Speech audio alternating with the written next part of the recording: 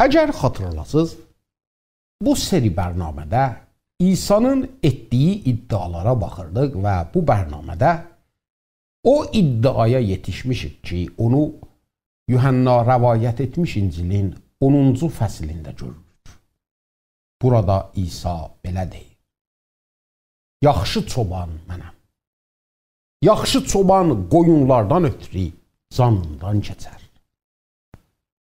Çoban olmayan və ücrətə işləyən adam ki, qoyunların sahibi deyil, qurdun gəldiyini görüncə qoyunları buraxıb qaçar və qurd onları qapıb dağıdar. Ücrətə işləyən adam qaçar, çünki ücrətə işləyir və qoyunların qeydinə qalmır. Yaxşı çoban mənəm və mənim olanları tanıyıram. Və mənim olanlar da məni tanıyırlar. Elə ki, ata məni tanıyır və mən də atanı tanıyıram və qoyunlardan ötürü canımdan keçirəm. Bu ağıldan olmayan özgə qoyunlarım da var ki, onları gətirməliyəm. Onlar səsimi eşidəcəklər və bir çobanı olan sürü olacaqlar. Bunun üçün ata məni sevir ki, canımdan keçirəm. Elə ki, onu təkrar alım. Kimsə onu məndən almır, mən özüm onu verirəm. Onu verməyə də ixtiyarım var, onu cinə almağa da bu hökmü atamdan almışam. İsa'nın bu sözlərinə görə Yahudilərin arasında cinə də ixtilaf düşdü. Onlardan çoxları deyirdilər, o dəli olub, napaç ruh əlində əsirdir. Nə üçün ona qulaq asırsınız? Özgələr də deyirdilər, dəli bir adam məgər kör bir adamın gözlərini aça bilər. Ondan sonra Orşəlimdə Vəxt bayramı yetişdi. Qış idi. İsa məbəddə Süleymanın eyvanında gəzirdi. Yahudilər İsa'nın ətrafına yığılıb ona dedilər, nə vaxta kimi bizi şək içində saxlayacaqsan? Əgər vədəsi verilmiş Məsih sənsən, açıqca bizə de. İsa onlara cavab verdi, sizə dedim və siz inanmırsınız. Atamın adında gördüyüm işlər mənim haqqımda şəhadət verirlər. Amma siz inanmırsınız, çünki mənim qoyunlarımdan deyilsiniz. Mənim qoyunlarım mənim səsimi eşidirlər. Mən onları tanıyıram və onlar mənim dalımca gəlirlər. Və mən onlara əbədi həyat verirəm. Onlar heç vaxt həlak olmazlar və kimsə də onları əlimdən qapa bilməz. Onları mənə verən atam hamıdan böyükdür və atanın əlindən qapmağa kimsə qadir deyil. Mən və ata birik. Əgər biz o adamlardan ki, kilisaya gedirlər və İsa'nın iddialarından xəbərləri var, soruşaq ki, bu iddiaların hansını o birilərdən daha çox bəyənirlər? Bəlkə də elə onun bu iddiasını desinlər. Yaxşı çoban mənəm. Çünki çoban karakterində bu var ki, qoyunlara mühafiz olsun. Onların qabağında gedib onlara yol görsətsin. Onların qeydinə qalsın. Onları yaxşı otlaqlarda otarsın.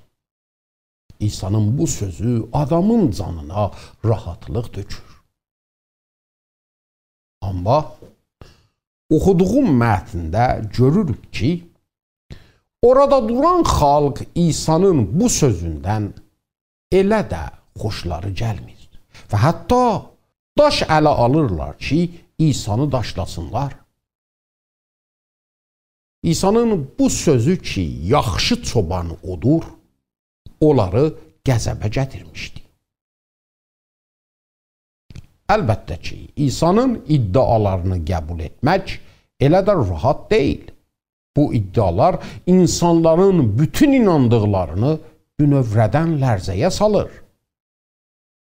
Bundan əlavə, bu iddialar elədir ki, insan artıq onların qabağında tərəfsiz qala bilməz, xünsa qala bilməz, məcburdur ya qəbul etsin, ya da rədd. Doğrudan da elə siz də bunları eşitdiyiniz zaman artıq tərəfsiz qala bilməzsiniz. Ya gərək elə düşünəsiz ki, İsa dəli olmuşmuş, ya da bu ki, İsa elə iddia etdiyi həmən adamdır. İndi gəlin İsa'nın bu iddiasına ki, yaxşı çobanı odur gələk. Əvvəlcə çobanın şəxsiyyətinə baxacaq, sonrası da iddianın özünə. Əgər İsa'nın bu sözünə əsl dildəki Yunanca olsun baxaq, görəcəyik ki, bu cümlə belədir. Çoban mənəm, o yaxşı olan. Kəlmələrin tərtibi burada çox da mühümdür. Çünki çoban sözü əti-qəhətdə padişah sözünə işarə edirdi və padişah sözü də həmişə onun hökmranlığını, onun iqtidarını, onun rəhbərliyini xatıra salırdı. Buna görə də İsa'nın bu iddiası, əzizlərim, o zaman insanın canına rahatlıq və aramlıq tökər ki, adam öz həyatını onun hökmranlığı, onun iqtidarı, onun rəhbərliyi altına qoysun və onun hökmranlığını öz həyatında qəbul etsin. Buna görə də qucağına gözəl bir quzu almış çoban təsvirlərini lütfən yaddan çıxardın. Çoban təsviri elə də yumşaq və şairanə deyil. Çoban demək, padişah deməkdir ki, bizdən peyrəv olmaq və itaət tələb edir. Və bunu etməyincə onun çobanlığı altında, mühafizəsi altında ola bilmərik. Bu yaxşı kəlməsi də calib və maraqlı sözdür ki, İsa deyir, çoban mənəm, o yaxşı olan. Bu kəlmə Yunancada kalastır ki, həm yaxşı, həm də gözəl mənasını verir. Yəni bu ki, onun yaxşı olmağı o qədər gözəldir ki, bu gözəllik adamı özünə çəkir. Bu yaxşı çoban ibarəti həqiqətən də iki mənanı özündə tutur. Biri bu ki, o sürüsünü qoruyur, sürüsünü mühafizət edir, onların qeydinə qalır. Yaxşı çoban, başqa çobanlardan da ki, ancaq ücrət aldıqları üçün çobanlıq edirlər, fərq edir. İsa deyir ki, mən sürüyə həmiyyət verirəm, onların qeydini çəkirəm, mənim fərqim o birilər ilə budur. Onlar qurdun gəldiyini görəndə qorxub qaçırlar və sürünü onların əlinə buraxırlar. Mən onlar kimi deyiləm, mən sürüdən ötürü canımdan keçirəm. Əzizlərim, baxın buna. İsa'nın bu sözü iynə kimi o din alimlərinin ürəyinə batırdı. Çünki onlar bu barədə də qanun yaratmışdılar. Onlar deyirdilər ki, əgər bir qurd sürüyə hücum etsə, çoban gərək dayanıb sürüdən difa etsin. Amma əgər iki və ya bir neçə qurd olsalar, o zaman eləyə bilər qurdları qoyub qaçsın. Buna görə də İsa bu sözündə ancaq bir qurdun gəldiyini deyir. Bir neçəsini demir və beləcə Yəhud alimlərinin qanununu əsla təsdiq etmir və göstərir ki, necə o candan sürünün qeydindədir. Görürsünüz Rəbbin çobanlığı, onun hökmranlığı və rəhbərliyi necədir? O sürüsünü o yerəcək mühafizə edəcək. Bəli, o hakimdir, bəli, o rəhbərdir, bəli, o itaət tələb edir. Lakin bunların hamısında o ancaq sürünün xeyrini düşünür. İsa'nın çobanlığı halda ikinci mətləb budur ki, o sürüsünü mühafizət etməkdə hətta canından belə keçər. Və İsa bu mətndə bu mətləbi 3 dəfə təkrar edir. Buna görə də onun yaxşı çoban olmağı ancaq ürəkdə deyil, əməldədir də. O, nə fəqət ürəkdən sürünün qeydindədir, onların əmniyyəti üçün canını da fəda edər. İsa burada deyir, mən çobanam, yaxşı çoban, mən sürümü sevirəm və onlar mənə çox da mühümdürlər və onlardan ötürü canımdan keçirəm. Lütfən bunu yadda saxlayın ki, onun bu mübahisəsi o zaman baş verir ki, Yəhud alimləri anadan kör doğulan adamı məbəddən və Yəhud xalqı arasından eşiyə salırlar. O kör adam ki, İsa ona şəfa vermişdi və İsa'nın Məsih olduğuna inanmışdı. İsa bu sözündən özünü o din alimlərindən ayırt edirdi ki, ancaq öz qüdrətlərini düşünürdülər və əsla sürünün fikrinə, sürünün qeydinə deyirdilər. Və bunu da aydınca o kör adamı məbəddən qovduqlarında hamıya göstərmişdilər.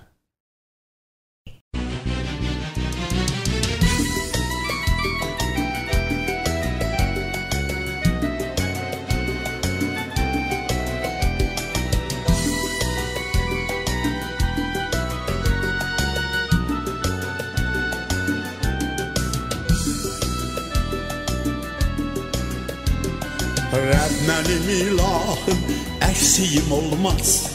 Heç zaman bəhrəli kəmənim solmaz. Saçsəl sularım əsla qurumaz. Ruhum təzələnib, Rəbb iləyəm mən. İsmi şərəfinə haqq yolda mənim, aparan Rəbbimdir qovdun ələmin. İsmi şərəfinə haqq yolda mənim, aparan Rəbbimdir qovdum ələmi. Geçsən ölüm zülmət şər vadisini, qorxum yox güc Allah'ım Rəbbinin gücündən. Geçsən ölüm zülmət şər vadisini, qorxum yox güc Allah'ım Rəbbinin gücündən.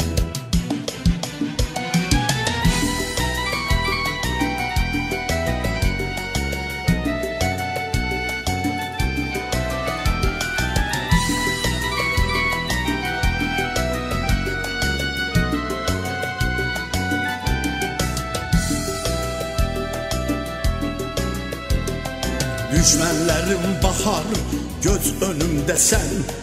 Rəbbim mənim üçün süfrə sərərsən. Başımı məs edib ətir səpərsən. Qəlbim aşıb daşar yalnız fərəhdən. İsmi şərəfinə haqq yolda mənim, aparan Rəbbimdir qovdun ələmin. İsmi şərəfinə haqq yolda mənim, aparan Rəbbimdir qovdun ələmi. Geçsən ölüm zülmət şər vadisini, qorxum yox güc Allah'ım Rəbbinin gücündən. Geçsən ölüm zülmət şər vadisini, qorxum yox güc Allah'ım Rəbbinin gücündən.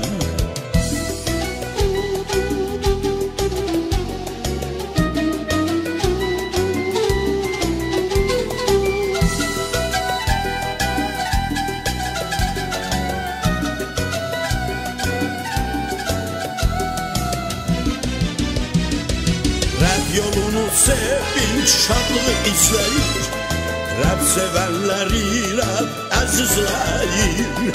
Rəbb yolunu sevinç şadlığı izləyir, Rəbb sevənləri Rəbb əzizləyir. Qəlbim ömür boyu sözünü gözləyir, heç vaxt ayrılmaram Rəbb evindən mən. Qəlbim ömür boyu sözünü gözləyir, heç vaxt ayrılmaram Rəbb evindən mən.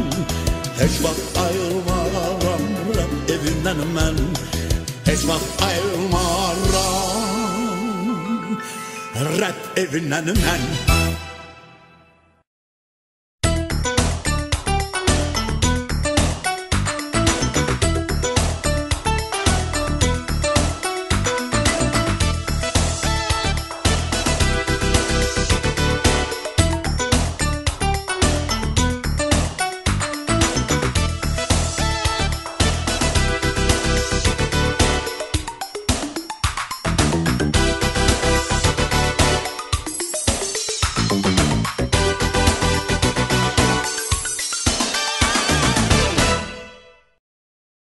İndi gəlin iddianın özünə, həm də nə qədər taysız bir iddia olduğuna baxaq. İsa burada bu sözlərində 5 iddia ağaza gətirir. Qoyun haqqında, qoyunların ağlı haqqında, möcüzələri haqqında ki, möcüzənin özünə yox, möcüzənin arxasında olana işarə edirdilər, qurbanı haqqında və Tanrının oğlu olduğu haqqında. Əgər doğrudan istəyirik ki, Məsihə doğru düzgün bir şəkildə peyrav olaq, gərək onun iddialarını ki, öz haqqında və kim olduğu haqqında deyir, diqqətlə araşdıraq. Görün, İsa öz qoyunları haqda nə iddia edir? Mən qoyunlarımı tanıyıram və onlar məni tanıyırlar. Və mətnin aşağısında bunu cinə təkrar edib əlavə edir. Onlar mənim səsimi eşidirlər və mənim dalımca gəlirlər. Qoyunlar haqqında 4 mətləb. Baxın, çoban olduğunu iddia etmək bir şeydir, lakin onu isbat etmək başqa bir şey. Adam çoban olduğunu necə isbat edə bilər? İsa'nın dedikləri bunu aşkar edir. Qoyunlarını tanıyır, qoyunlar da onu tanıyırlar. Onun səsinə qulaq asırlar və onun arxasınca gedirlər. Əgər biri rəhbər olduğunu iddia edir, gərək peyrəvləri olsun ki, onlara rəhbərlik etsin. Olmazsa, kimə rəhbərlik edəcək? Çobanın ətrafında qoyun sürüsünün olmasıdır ki, onun çoban olduğunu isbat edir. İsa qoyunlarını tanıyır. Bu ki, İsa qoyunlarını tanıyır, qoyunun bütün rəftarında təsir qoyur. Çünki qoyun bilir ki, çoban onu yaxşı tanıdığı üçün onun bütün rəftarından və nə edəcəyindən xəbəri var. İstər asi qoyun olsun, istərsə də müti. Qoyun bu sualı sizdən soruşum. Bu mətləb ki, İsa sizi çox yaxşı tanıyır, qəlbizə nə tökür? Təsəlli, yoxsa qorxu? Bilirsiniz, İsa bu tanışığı necə təmsil edir? Deyir, mən qoyunlarımı tanıyıram, onlar da məni tanıyırlar. Necə ki, mən atanı tanıyıram və ata da məni. Bir an düşünün. Aya ata pərverdigarla İsa'nın arasında gizli bir şey məgər ola bilər? Buna görə də həqiqi qoyunlar onlardırlar ki, həyatları Tanrının huzurunda açıqdır və çalışmırlar ki, onun gözündən gizli bir şey saxlasınlar. Çünki bunun ola bilməyəcəyini yaxşı bilirlər. İsa'nın dediyi bu mətləb bizi elə bu sualın qabağında qoyur. Bəli, İsa bilir ki, mən nə vəziyyətdəyəm. Bilir ki, nə müşküllər məni əhatə edib. Bilir ki, nigarançılıqlarım nədir. Və o mənə həmiyyət verir. Mənim qeydimdədir. Görün, bunu bilmək insanın ürəyinə nə qədər qüvvət tökür? Dünyamızda tək tənha adamlar çoxdurlar. Depresyon əlinə düşmüş adamlar çoxdurlar. Çox adamın fikrində bu var ki, onların olub olmadıqları heç kəsə mühüm deyil. Bu adamlara xoş xəbər budur ki, əgər İsa onların çobanıdır, demək onlara əhəmiyyət verən biri var və onların nə vəziyyətdə olduğunu da yaxşı bilir. İsa'nın iddia etdiyi budur. Yaxşı çoban mənəm və mən qoyunlarımı tanıyıram. Və onlar da məni tanıyırlar. Siz İsa'nı necə tanıya bilərsiniz? Başqa adamları tanımaq kimi. Elə bir tanışıq ki, həyatımızda get-gedə rüşd edib dərinləşir. Məsələn, necə birər arvad bir-birlərini tanıyırlar. Sadə bir tanışıqdan başlanır və ömür boyu sürür. Birini tanımaq lazım edir ki, biz onunla vaxt sərf eləyək, onunla təcrübələr yaşayaq. Bunun sayəsində İsa'nı get-gedə daha yaxşı tanıyacağıq və bu da bais olacaq ki, özümüzü daha yaxşı tanıyaq. Sonra İsa deyir ki, onlar mənim səsimi eşidirlər və ona qulaq asırlar. Bu, o zaman baş verər ki, biz İsa'nın səsini dəfələrlə eşitmiş olaq. Əgər onunla vaxt sərf eləməyək, onun səsi ilə tanış olmayaq, axı necə eləyə bilərik onun səsini bu qədər səslər arasında eşidə bilək? Və bu nə qədər mühümdür. Baxın, Tanrı bizlə İsa Məsihin vəsiləsi ilə danışır və onun vəsiləsi ilə bizə həqiqəti açıqlayır. Görün, nə müsibətdir əgər İsa'nın səsi ilə tanış olmayaq və onun səsini bu qədər səslər arasında ayırt etməyək. Qoyun əgər çobanının səsini eşitməsə, başqa səslər dalınca düşəcək. İsa buyurur, o adamlar ki, onların çobanı mənəm, mənim səsimə aşinadırlar, səsimi tanıyırlar, mən onları tanıyıram, onlar da məni tanıyırlar. Amma fəqət bu qədər yox, onun dalınca da gedirlər. Çox təəssüf ki, bu günlər çox adam var ki, İsa'nın dalınca gedirlər, lakin çox məsafə ilə. Aralarında çox məsafə var. Qədəm bəqədəm onun dalınca getmirlər. İsa'nın dalınca belə getməyin xətəri budur ki, birdən İsa dönür. Çox məsafə olduğundan artıq onu görmürsən. Və o zaman ki, İsa'nın döndüyü yerə yetişirsən, artıq ondan əsər yoxdur. Və sən itmiş haldasan. İsa burada iddia edir ki, onun başqa qoyunları da var ki, gərək onları da yıxsın ki, bir sürü və bir çoban olsunlar. Baxın, burada İsa Yəhud xalqı ilə danışır və onlara bunu açıqlayır ki, Yəhud xalqından olmayan qoyunları da var ki, gərək gedib onları da gətirsin və sürüyə qatsın. İsa bunu bu günün kilisasına da deyir. İsa onları bir yerə yığmaq üçün gərək gedib onları tapırdı. Bəli, İsa'nın olan qoyunlar çoxdurlar, lakin gərək gedib onları tapaq. Bu mətdə görürük ki, Yəhudilər gəlib ona deyirlər, nə vaxta kimi bizi şək içində saxlayacaqsan, açıqca bizə de, aya Məsih sənsən? Və İsa'nın cavabı görün nədir? Sizə dedim, amma siz inanmadınız. Sizə bu qədər əlamət nişanə göstərdim, amma siz cinə də inanmadınız.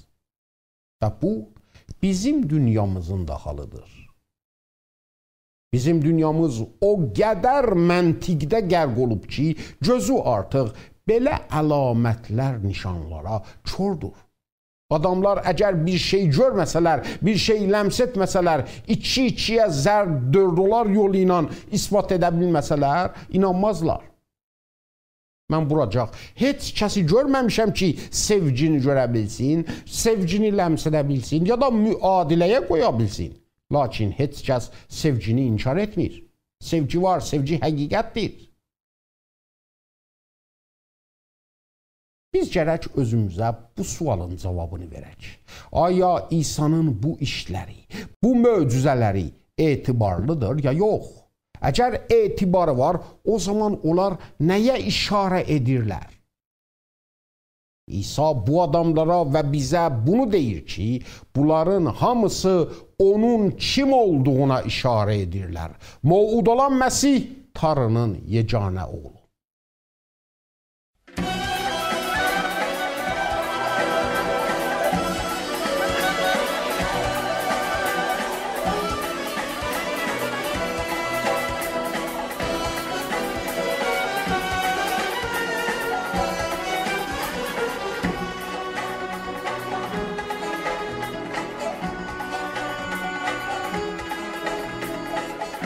Başlanmışda vardı qüdrətli kəlam, kəlam idi Allah nəzdində olan, onunla yaradı bu küllü aləm, bunda idi həyat həyatı.